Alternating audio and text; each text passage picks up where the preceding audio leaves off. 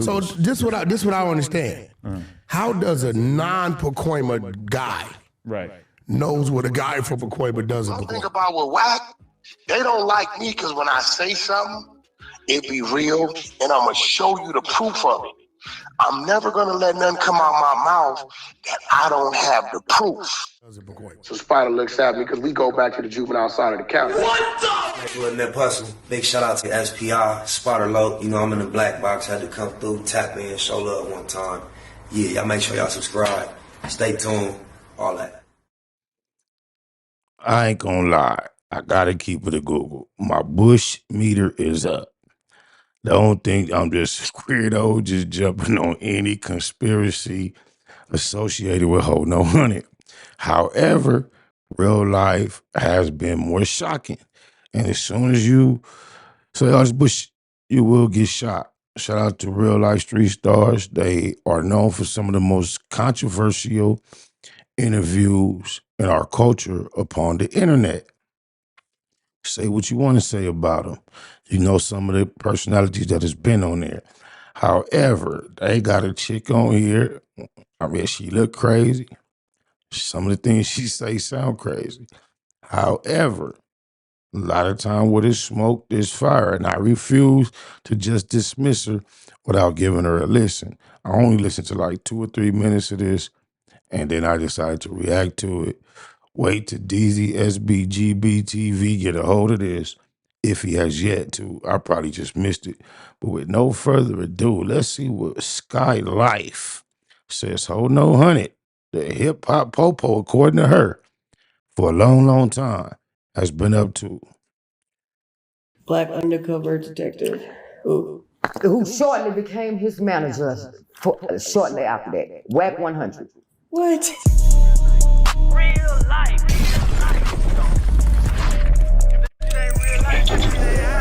It ain't real life.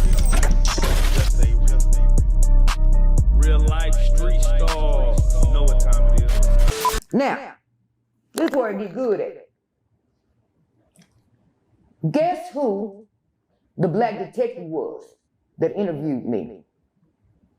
A black detective that interviewed you. The black undercover hip-hop police detective that interviewed me and took the case when I filed the charges on Tekashi 6ix9ine. Black undercover detective who shortly became his manager shortly after that. Wack100. What? Wack100. Hold on. Okay, so you're saying... I am saying Wack100 is a New York, he started out, he's the one who reported the case over to the feds. The case would have just been a case on somebody's desk that would have gotten caught up in millions of other that happened in New York. Wack100 is the detective that interviewed me when I made the report on Tekashi. He's the one that referred it over to the feds. And then that's where his promotion came. They say Gumby from Hoover is crazy. They keep breaking it down like the feds, Dale was already bad. He had his own cases way back. That may be true. Why would somebody have to pay him to tell him Big U? I get that logic, but that does not dismiss the possibility or the potential of someone not necessarily convinced that they should or have made up their mind to do so. There still may have been an element of loyalty. Seems like no matter how much of a dirty rat he was, Dale thought he had some type of rapport with Big U, where he was really disappointed to have been going through what he alleges to have gone through. Like he thought that there was some love there. So there may have been a resistance for him to actually get involved with an entrapment program or campaign against him. Now, I'm not saying it happened, but I'm not saying it's out of the realm of possibility that Wacko No 100 may have convinced him that that might be a good idea and may have compensated him, not necessarily directly, hey, I'm going to pay you to do this, but hey, you took this L, look, you need to go and handle that, but I'm going to look out for you because I know that was foul. Oh boy did it. That's a little get back. I can't cover the whole bill, but look, that's just so you feel a little better. But look, in the meantime, you need to handle that. I can see that happening. Now this coming up, it all sounds like it goes together to me. Hold on. hold on. So you're saying Wack 100 was Wack 100. Wack 100. And I've sat back all this time flabbergasted. Now, mind you, let's do a pyramid. okay. I've showed you where 56 is at. I've showed you Tekashi. I showed you DJ Academic. Did nobody know who DJ Academic was until Tekashi 6ix9ine. But he got his clout off of Tekashi. He made his name off the. He was doing a lot of Chicago stuff at first, and then. But his name got that it bullshit. did get bigger, That clout chasing. DJ Academic is the one that really started that first Missy blog rhetoric, right? Yeah. With the Missy in New York, and then going to Tekashi 6ix9ine, then Tekashi, he became the poster child of clout chasing industry rap beef, right? I didn't know that them niggas was already up on the investigation. Shotty, all of them. I don't do shit. I didn't know them like that. They were under investigation for a whole lot of shit. All of them. Trey 9 gang, whoever they is. I don't know them folks. I'm not a gang member. I'm an upstanding citizen of the community. And I wanted, number one, I wanted my name cleared up because DJ. Somebody in the comments who already know, or could you go do some research? Who is Sky Life? Why does she have this intel? Why was she up and around these people? What is her background? Where is she from? And from where did she come? Academic saying, number one, rapper like Jay Prince Jr. got robbed, which was a lie. It was Sky that got robbed. Then DJ Academic got it wrong. He rewrote it and he called me goons and drug dealers and gang members. Like, I'm not none of that. So defamation of character, yeah, all of that. Now, mind you, a week later, that video done been chopped up, sliced up, put this way, put that way, and that fire is blazing out of control. I'm over here having a meltdown, but I still got itineraries to go on. I went and filed the charges. Life started life kept lifing, but life was lifing good. 2018 was the best year and the worst year of my life. My career went international that year. I was invited to Israel. I was just about to go over there and do whatever they're doing in Israel that you do with the white people, the Jews, to get on there and send me my invite. I was on my way to Israel. Did the BET Awards that year, real heavy and hard. Had Boosie itinerary and Kevin Gates itinerary. All at Jamie Foxx house. That's where I met Lunell at. Jamie Foxx introduced me to Lunell in 2018 after he hosted the BET Awards. I told my cousin, Jamie, Eric, I said, I want to do comedy now. Because after I got robbed in New York, the BET Awards is in June. I got robbed in April. I was over with the industry then. I got to find me another life, something that I can do myself. Nobody even knew that I was like, I think I'm going to start doing comedy as a stress reliever. So I started like going down to Hyenas on Wednesdays, doing like they little open mic comedy and going to their little classes, just trying it out. And they said I was naturally funny.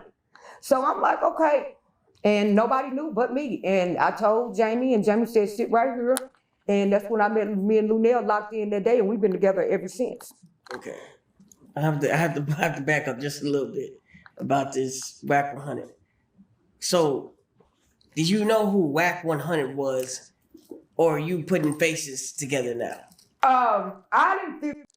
I like how he asked that question. Do he just remind you of this dude from way back in the day? And you've been through so much, it just seemed like, damn, is that him? Or how sure are you that this is the same guy? Good question. Figure out who Wack 100 was until, shortly after the robbery. Mind you, after the robbery.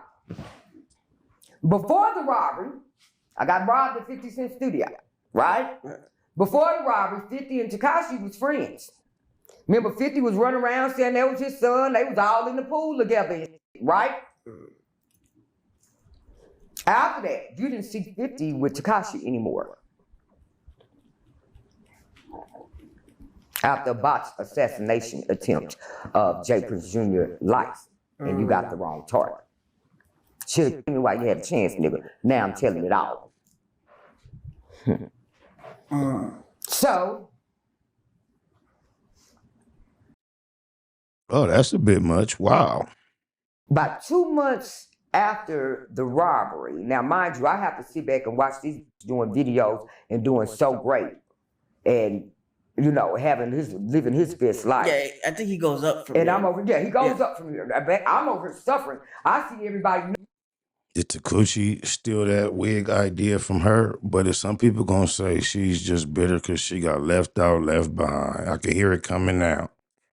Numbers going up and off of my pain and my suffering. 2 months after that is when it started going rocky. Well, she was already rocky. Now that I didn't know, she was already going rocky with them, with Tekashi and Shotty and all this. Like this, they have a whole long background. Matter of fact, Complex Magazine wrote a whole book about me and the whole everything. It's called Dummy Boy. They gave me the first book off of there. Sean Shapiro, thank you, Sean Shapiro. Shout out to Complex Magazine. A lot of people put me over during this time, but it was a lot of people that came in and really helped me. And Complex Magazine, they really did. Sean Shapiro went to that trial every day and documented everything on that trial, and he helped me get justice. But I'm not done yet because I want my money out of all these sons of a. So 50 bag up away from it. He into it with Shotty Mill. Next thing you know, he got a new manager. This Wack100 nigga. I had never heard of Wack100. I've been in the industry my whole life. I'm good on the East Coast and the West Coast. I've been down with Death Row. The fuck you mean? And I'm like, that's the police officer that interviewed us. I go back to look at the card that he gave me that day and call my artist like, am I tripping? He's like, nah, mama. Wait a minute. Do this shit ring real to y'all like it do to me? After hearing all the CS2 back and everything else, this shit ringing real. And I'm still ain't gonna say I'm biting, but damn. I'm like, slide back, step back. So, blocked it out my head. I'm hoping to run into this in the mix. If I run into Tekashi to this day or even back then, I am gonna snatch his hair off his head. I'm gonna beat that teeth down his throat. And that's not no alleged or no allegation. I want that bitch hurt in my. I'm beating the shit out of him. It's gonna take God himself. I don't give how big his security is. I'm driving through them soul to get to his head. So we fast forward up. Let's get to November. I come home for the holidays, just coming off my yearly itinerary. I come home the Friday before Thanksgiving. Spend time with my family, be there with my mama. You know, I'm gonna be here November, December, January, and by February, I'm up moving around. Come home that Friday, I came in from LA. Be home with my husband, my kids, mama, daddy. That Sunday night, I started getting calls underground saying they just hit Tekashi house in New York, the feds did. And it ain't went viral yet. Nobody had got a hold of it yet. But, you know, my people, the streets was talking. I said, I don't give a fuck that nigga. I didn't know it had nothing to do with that case that I had filed. I did not know. I just thought they was doing too much. Come Monday morning, 9 o'clock, I'm getting calls. Southern District of New York, the feds, calling. I'm looking at the phone, because Southern District big than a motherfucker. I'm like, the fucking feds calling me. This gotta have something to do with this boy, because I'm already getting calls at this boy. 9 o'clock, get on the phone. Hello? Hello, Ms. Daniels? Who is this? Southern District, New York, this the feds. We like to send a car to come pick you up, put you on a jet, fly you back to New York. Keep in mind, outside of her, there's only one person on this internet claiming the feds just call them and communicate with them like this. And look, no wonder his name is all in this type of bush. It's crazy. York, we have arrested Daniel Hernandez, AKA Tekashi 6ix9ine, and all 5 of the men that robbed you that day, we have put an indictment down on them, and you are our key witness in the case. We need you to come back to New York and get a statement. My husband's still sleeping in bed because Mondays is our day out. I said, y'all, I ain't never coming back to New York for y'all to finish the job. Hung up. They called right back. Ma'am, you can trust us. This is actually the federal. We're going to send you some emails. We can prove that it is us. They start sending me emails with all their official email addresses on it. They said we can arrange for you and as many people as you like, as you feel protected, you and your family, to come back to New York. We'll pay for everything. We just need a statement out of you. Hung up the phone. I said, call me back. I need to call my lawyer. Call down to Houston. Lawyer up. Tell my lawyers what's going on. By noon, it done got out to the media. I got the New York Times, the New York Herald, the LA Times, every publication. They done leaked my name out. They call them. They want interviews. I ain't finna do nothing. So is she saying the whole 9 trade Fed case is because she filed a case for being robbed, and the person she made her complaint to was Cash Jones, McElroy, Wack100, and he actually gave her a card as a member of the hip hop police? Am I getting it correct? Is that what I'm hearing? That's what it seems like I'm hearing, y'all. Y'all let me know if I'm wrong. Right? I already know how to stay ahead. I'm a publicist. I'm trained on media. I'm gonna hold my story. It's worth something. No. So I'm declining left and right. Come Tuesday, they blowing my phone up between the feds and the PR, then everybody calling, because everybody that knows Sky, they tracking my name to it, and they're like, my shit going dumb. And my phone already always go dumb. It's really going dumb. And I'm like, because everybody out come Tuesday evening. I said, you know what? I'm not doing a thing before Monday. I'm home for the holidays. I'm not gonna come back to New York. I'm not gonna do no interviews tomorrow. It's Wednesday. I'm gonna be picking some greens and making some dressing. She do not sound like a native New Yorker. I do not hear that in her voice. That's crazy. With my mama and my family for Thanksgiving. Call me Monday, the Monday after Thanksgiving. Now, mind you, I had a show that Saturday. I was supposed to have a show that Saturday after Thanksgiving in Houston with Lunell. First show I'm gonna do with Lunell. That Thursday come, we do Thanksgiving. That Friday come, it was the day that Tekashi was scheduled to release his first album. Was on Black Friday, the day after Thanksgiving. Tekashi was scheduled to release his first album that Friday, the day after Thanksgiving.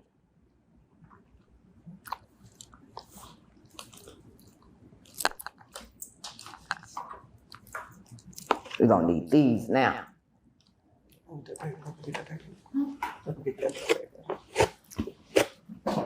Oh, wait. Come on. Thank you, Lord Jesus. God, God. Better not cry. Better not cry. Better not cry. Say what you want to, theatrics and all this. I done seen Jaguar right on this count go through a range of emotions. I don't know this lady from Adam, but something rings authentic about what she going through. I don't know. That didn't seem like no fakery to me. You better not cry.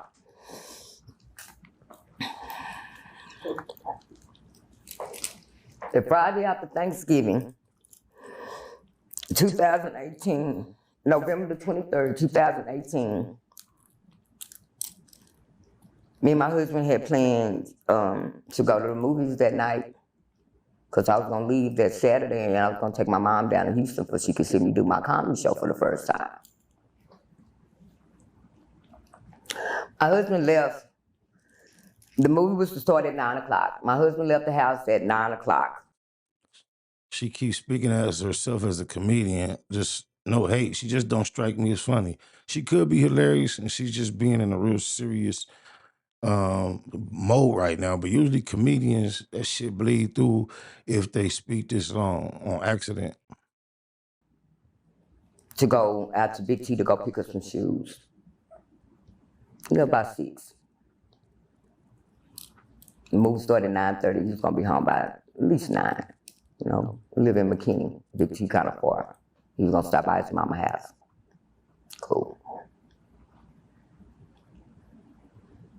9 o'clock come, my husband don't show up at home.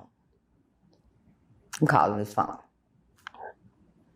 9:30 call. We done missed the movies. I'm cussing him out. I want a divorce. I hate you. I don't want to be with you no more. You're a dog. Sick of you. 18 years. I'm too fine for this. Find me a new man. I'm cussing my baby out. 10 o'clock come. Oh, I'm about to set it off. Like, I'm about to start cutting clothes. Like, what? You gonna do me like this? Not knowing this whole time my husband was dead.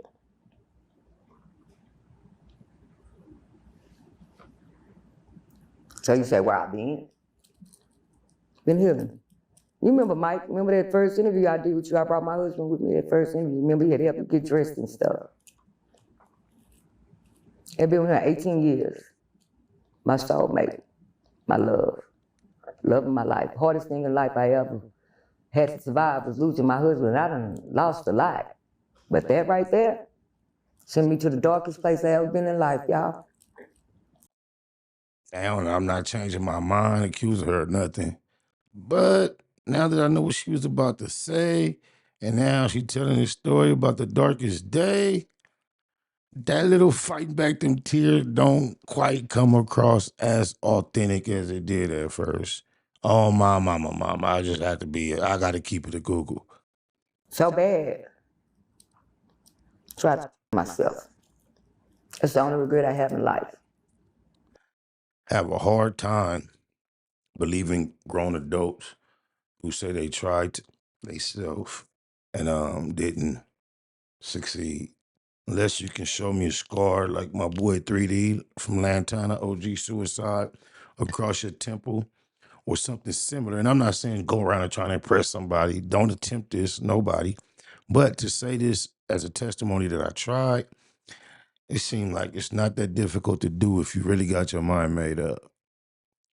30 days after he got, it's my birthday, December 23rd. I immediately got spooked after Mike got, because things really got real weird instantly. Real weird. The betrayal and the was coming from everywhere. I'm already suffering from PTSD, undiagnosed at this time. Losing him, like, it felt like my soulmate was gone. It was like I could hear him calling me. Like, man, this literally, to this day, I have not gotten another relationship. There's something else that done changed about Sky. Big Sky's single now. Yeah, Big Sky's single. And I loved being married. We still have arguments in my dreams. Like, if I was mad, because, like, if anybody deserved to kill that nigga, it was me. Oh, yeah, she need to be quiet. People keep talking, they'll tell you the whole truth. Now you really talking about some shit. You arguing with a dead man. If you don't let that shit go, you miserable. Ain't nobody want to come into no relationship tomorrow. You single with somebody that still argues with a dead man. You sound crazy as a bunch of bananas. Okay, y'all stole my kill. What? How can I find some peace with you while I'm alive if you still gonna be arguing with a nigga man, she crazy. Bitch, what the fuck you saying? I was been planning this for years. And you remember I used to have all them big old birthday parties. Remember, everybody would come to my birthday parties. And that year, V Live had actually bought my birthday party day. Seemed like that's it about holding on, honey, calling the police. That's what we was here for. It's about 7 more minutes left. I doubt holding on, honey gonna come back up in regards to him being the one she took the interview with the hip hop police. Y'all let me know in the comments. Y'all believe her? Is she trolling? Is she lying? Is she bullshitting? Do she got whole no honey mixed up with somebody else? Shout out to the Blue Couch, Real Life 3 stars. I'm out. So this what I understand. How does a non-Pacoima guy knows what a guy from Pacoima does in One thing Pacoima? about with Wack, they don't like me because when I say something, it be real, and I'm gonna show you the proof of it. I'm never gonna let nothing come out my mouth that I don't have the proof. So Spider looks at me because we go back to the juvenile side of the county. What the? Lynette Hustle. Big shout out to SPI, Spotter Low. You know, I'm in the black box. Had to come through, tap in, show love one time. Yeah, y'all make sure y'all subscribe. Stay tuned. All that.